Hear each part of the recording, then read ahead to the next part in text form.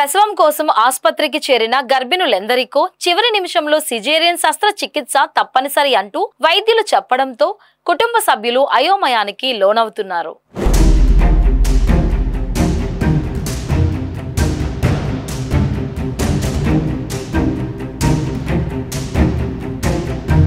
జిల్లాలో గడిచిన 2 ఏళ్ల గణాంకాలను పరిశీలిస్తే సాధారణ ప్రసవాల కన్నా శస్త్రచికిత్సలే అధికంగా జరిగినట్లు సమాచారం. 2023-24 సంవత్సరంలో మొత్తం 15,314 ప్రసవాలు జరగగా వాటిలో 6,136 శస్త్రచికిత్సలు జరిగాయి. 2024-25లో ఇది మరింత పెరిగి 19,695 ప్రసవాల్లో 9,354 సిజేరియన్లు జరిగాయి.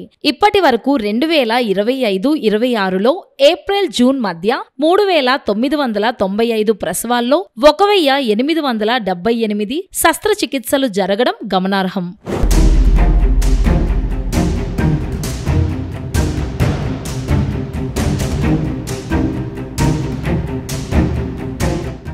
ప్రభుత్వ ఆస్పత్రుల్లో ఖర్చులు తక్కువగా ఉన్నప్పటికీ శస్త్రచికిత్సలు పెరుగుతున్నాయి. ఇక ప్రైవేటు ఆస్పత్రుల్లో అయితే అవసరం లేకున్నా సిజేరియన్లు చేసి 60,000 నుంచి 1,00,000 వరకు వసూలు చేస్తున్నట్టు బాధితులు చెబుతున్నారు. ఈ వ్యవహారంపై అనకాపల్లి ఎన్టీఆర్ జిల్లా ఆస్పత్రిలో ఓ గైనకాలజిస్ట్ ను సస్పెండ్ చేయడం జరిగింది. డిఎంహెచ్ఓ స్థాయిలో సమీక్షలు జరుగుతున్నాయన్న వైద్యుల నుంచి సరైన నివేదికలు తీసుకోలేదని ఆరోపణలు వెల్లువెత్తుతున్నాయి. అప్పటి వరకు సాధారణ ప్రసవమే జరుగుతుందన్న వైద్యులు ఒక్కసారిగా శస్త్రచికిత్స చేయాల్సిన అవసరం ఉందంటూ ఒత్తిడి తెస్తున్నట్టు పలువురు గర్భిణుల కుటుంబాలు వెల్లడించాయి.